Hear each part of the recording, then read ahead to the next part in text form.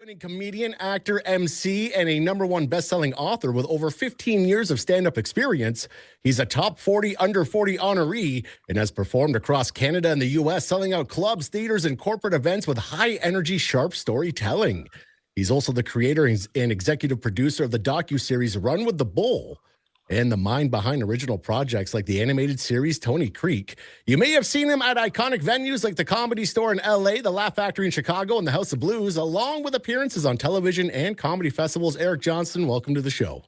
Here I am. What a full research, full bio I got there. That's exciting. Yes, it also helped that your team sent me quite a bit. So Yeah.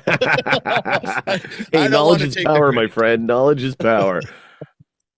So, Eric, you are currently embarking on a journey of doing like 75 shows across Canada, from the East Coast to the West, on camera and social media. Being a touring stand-up comedian looks like one of the greatest experiences someone can have. But behind the curtains, the touring life can involve a tremendous grind. What are some of your do's and don'ts that you live by to maintain such a high level of energy during each performance, during life on the road? I mean, I don't know do's and don'ts. I do and don't a lot of things. Listen, I've been doing it for 15 years. You learn a lot when you're early ages of stand-up comedy. They say, whatever age you are in comedy, that's about what maturity level you are in the game. So when you're doing it for 5 years, you may know some stuff. You can say a couple words, but you're about a 5-year-old and you got a lot of lessons to learn and a lot of experiences to have. I'm doing it for 15 years, and I would say I'm a very mature 15-year-old in terms of comedy. It's you just learn by doing. That's the only thing that I can say. You got to load up the car and drive across Canada. I'm on my 6th national headlining tour right now across Canada. This part of the tour is very focused on Ontario because I had a baby 16 months ago. I didn't have the baby. My wife had the baby, but I am very involved in that. So I'm trying to sleep at home as much as I can on this tour. Obviously, this week I'm coming up to Northern Ontario, starting in Sault Ste. Marie, then coming to Timmins for the Timmins Comedy Festival. Then I'm off to Matheson and New Liskeard. So this is a quick little Bermuda Triangle I'm doing in Northern Ontario, and then coming home to be home for Sunday. So that's the plan right now. But again, to answer your question, you don't know what you don't know until you don't know it, and you figure that out pretty quickly. The biggest thing I tell young comics is comedy is a business. You can't just show up, and you can't just sit at home and wait for the phone to ring. You have to do it yourself. You have to make it yourself, which I've done. I'm my own promoter. I'm my own booker. I'm my own social media guy. I'm working with a publicity team now, but everything else I do myself. And that's the secret to comedy is you just got to go out there and you just got to do it every single night to get good. All right. Just get up and go. And now you're like a very talented individual, Eric. I mean, thank you. Doing stand-up, that is literally like a part of the tip of the iceberg when it comes to the amount of things that you're capable of doing. I mean, you trained as a break dancer to ballet. You've written the book Run with the Bull. You've produced a docuseries based on your novel, and again created the animated series Tony Creek. Now, if you mix all of this in with your ability to tour and do stand-up comedy, it really does paint that picture of an individual who strives to be the best at whatever it is they're currently doing. So with that being said, the road to success is often paved with failure. With a mountain of success behind you, what are some of the things you've tried in your lifetime that didn't work out? Well, how much time do you have? There's a lot. Listen, when you self-produce your own things, sometimes you go off the word of someone in that town that believes that something might happen a certain way that doesn't. And sometimes I'm competing with things that I'm unaware of. On my last tour, I booked this show that was supposed to be a huge sold-out show in Espanola at the Espanola Legion. There was going to be 250 people there, and I drove up to Espanola, and I got there, and there was about 20. And I said, "What's going on, guys? We're supposed to be 250 people here." And they go, "Oh, yeah, no, we messed up. There's the big hockey fundraiser in town tonight. So the entire town's over at the hockey fundraiser, we forgot. And, sometimes those things happen. In 2016, I produced my own stand-up special. I hired out, paid cash to a production team to produce a stand-up comedy special for me. And the person who produced it did not record the audio. I did 2 sold-out shows in Hamilton to 330 people each show. I did an hour each show. We got to the edit and they went, "Oh, we were only recording your mic. We didn't record the audience." And then it sounded like I was performing to an empty room. So the Oh. special never came out, and it cost me personally thousands of dollars. So you learn things about due diligence and double checking things and checking contracts and finding out if there's a hockey fundraiser in town. Thankfully, this Thursday in Timmins, I'm probably one of the only things happening in town because it's the Timmins Comedy Festival, and it's a big deal up in Timmins. Oh yeah, absolutely. And not only are you performing it, but you're kicking everything off this Thursday, which it's going to be an incredible show, man. Like a lot of people are really looking forward to seeing you here and seeing you do your stand-up comedy. And to kind of go on here to the next question I got here lined up for you. When it comes to doing a performance, Mhm. we're sort of on that topic. I noticed that a person can kind of go to a particular mental state before going out on stage. On one hand, you have individuals who are just living life to the fullest 30 minutes before hitting the stage. They're drinking, they're laughing out loud with friends. They got fruit brought to their green room just so they can throw it to the wall. And then on the other hand, you run into individuals who 30 minutes before going on stage, they are just lost deep in thought, full on focused on what is about to come. So in between those two extremes, Eric, like where do you land and what are you doing 30 minutes before you get on stage?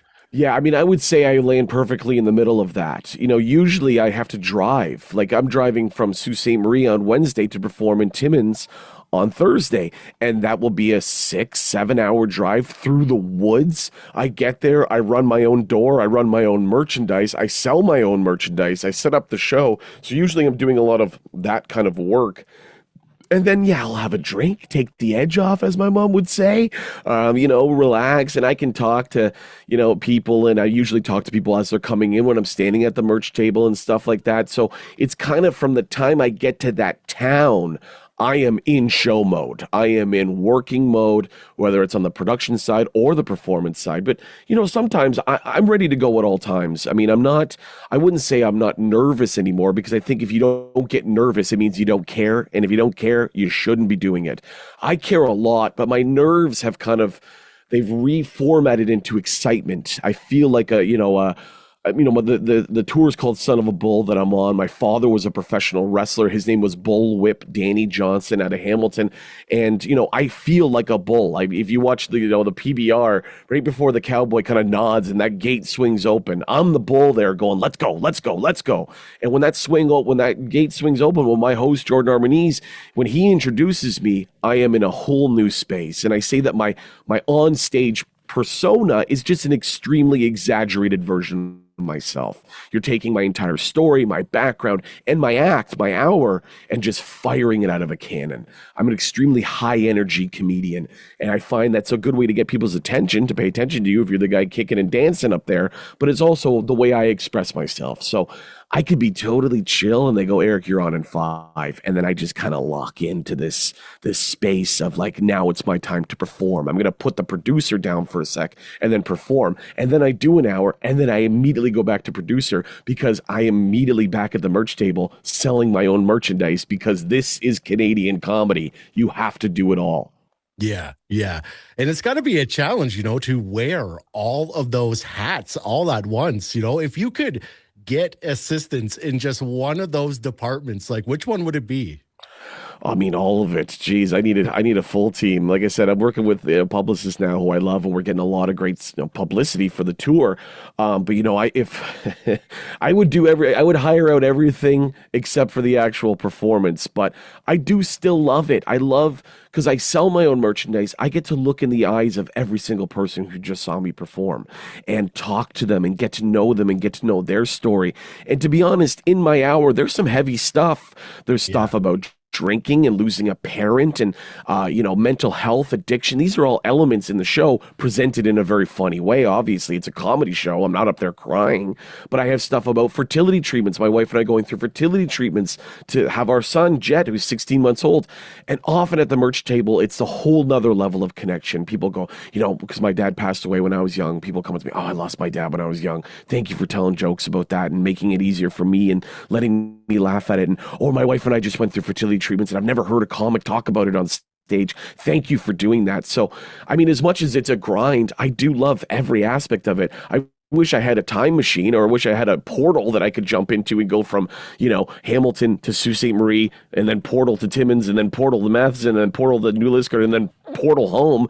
That would be good. The hours on the road are long, man. I'm going to probably put 2,500 kilometers in the car this weekend. But again, that's what I have to do. I'm a soldier, and this is what I signed up for. And I mean, it's working. I've got a great career. So I've had to change my mentality from, I go, oh, I gotta drive to Sault Ste. Marie on Wednesday, and I gotta drive to Timmins on Thursday. I've changed it to, I get to do that. I'm privileged to do that. I'm from Hamilton. I could very easily be working in a factory job right now. Not that there's anything wrong with that, but it just wasn't my path. So if I have buddies who work at Stelco and DeFasco and stuff, and they work 12s, and they don't want to be there for 12 hours. So I go, if I can commit 12 hours a day to the driving, the setting up the show, the doing the show, the selling the merchandise, that's my shift. And I'm doing a shift that day. Yeah.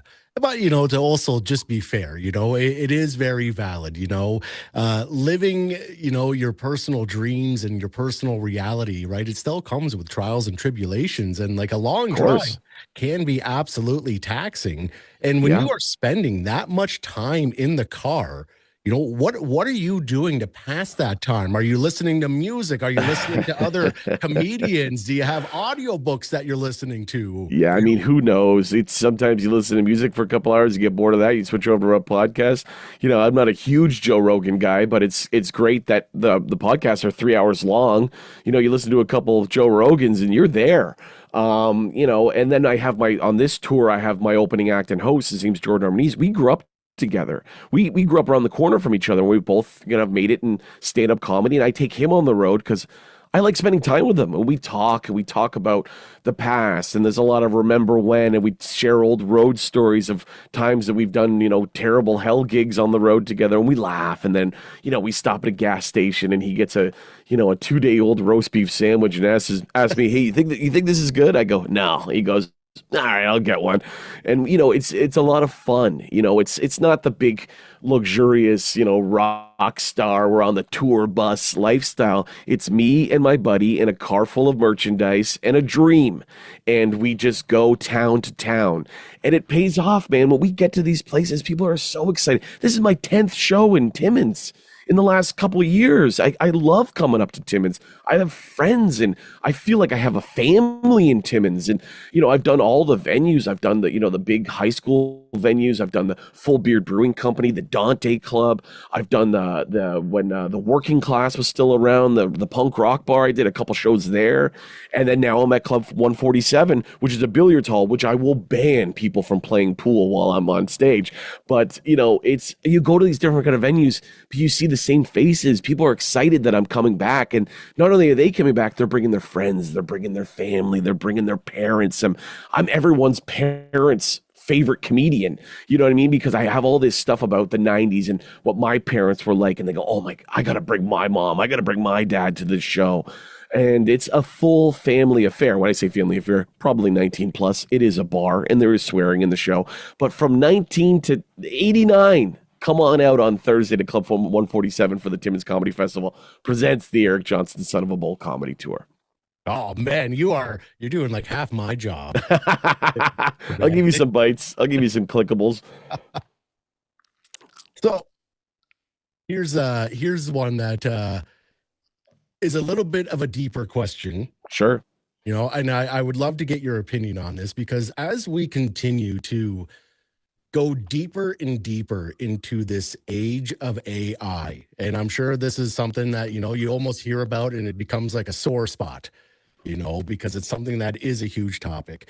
But we're finding that more and more people are starting to struggle with being able to tell the difference between what is real Yeah. and what isn't. So, do you find that this has had an impact on live performances like stand-up comedy that offer people an undeniable live experience? I mean, I hope not. We're not there yet. AI is advancing every day, and I use AI, but not in my stand-up. I use it for contracts. I use it sometimes for press releases. I do it. I use it for posters. If I want to, for my Timmins Comedy Festival poster, I just punched into AI, hey, make me a gold miner and put me in Timmins. And it gave me this amazing photo. And then I've added my logo and Timmins Comedy Festival and the date and the information. So I can lean into AI on that side of the business. But again, there is nothing better than a live performance, whether it's music, magic, or comedy. With my comedy, I've leaned into the truth. And the truth is sometimes scary. It's sometimes sad. It's sometimes got a lot of insecurities in it and stuff, but I've always found a way to make that funny.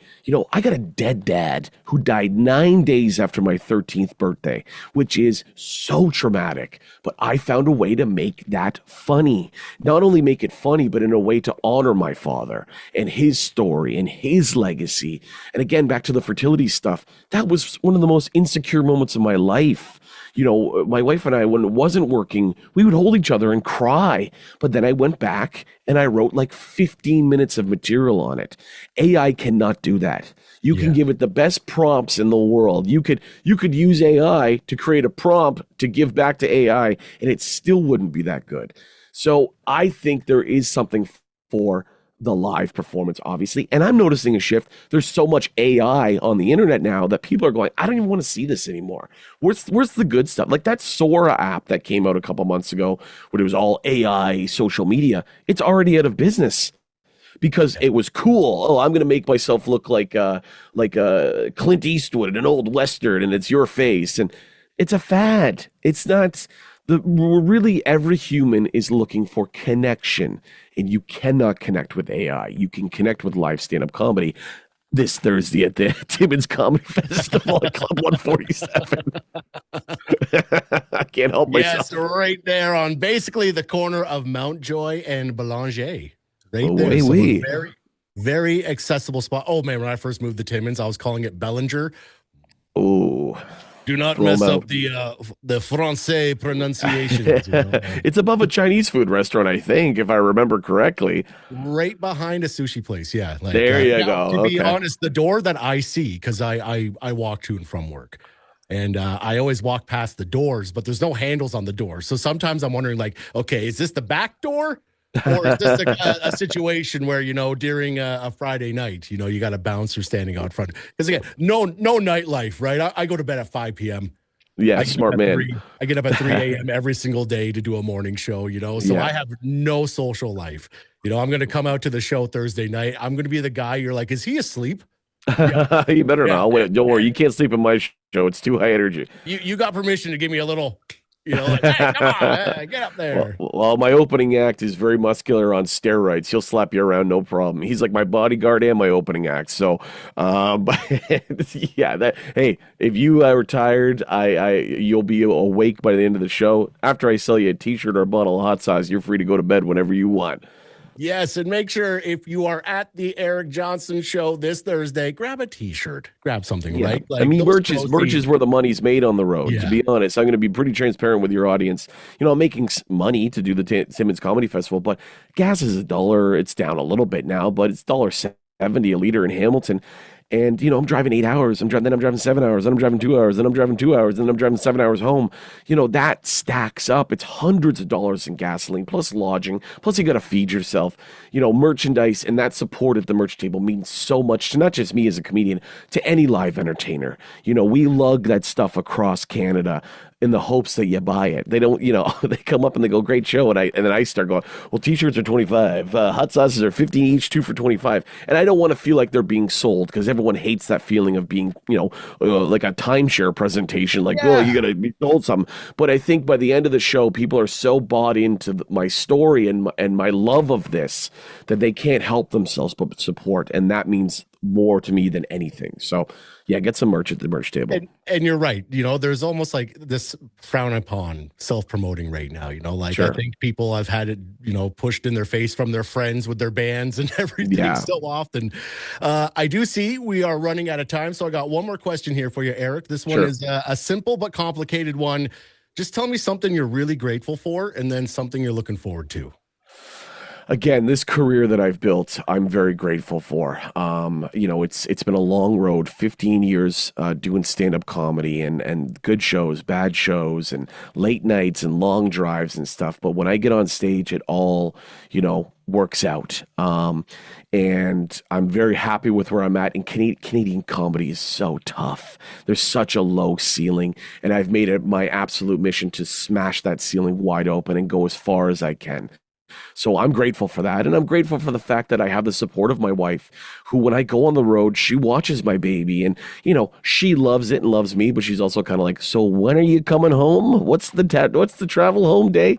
And I'm looking forward to not only this career, but, creating a legacy because my father created a huge legacy for me as a professional wrestler and entertainer in Canada. He gave me huge footsteps to follow, and I'm so excited to do that for my son. My son can do whatever he wants, but I'm going to stomp real hard and go real far for my son to someday follow me, whether it's into show business or whatever he wants. I'm excited to create a legacy and watch him grow. Wow. Eric Johnston, thank you so much for being part of the show today. I really appreciate your time. You're going to catch him here live in Timmins Thursday night as part of the Timmins Comedy Festival. Catch him over at the 147 right there on the corner of Mount Joy and Belanger. Eric Johnston, thank you so much for being here Thank you. today. I'll see you guys there.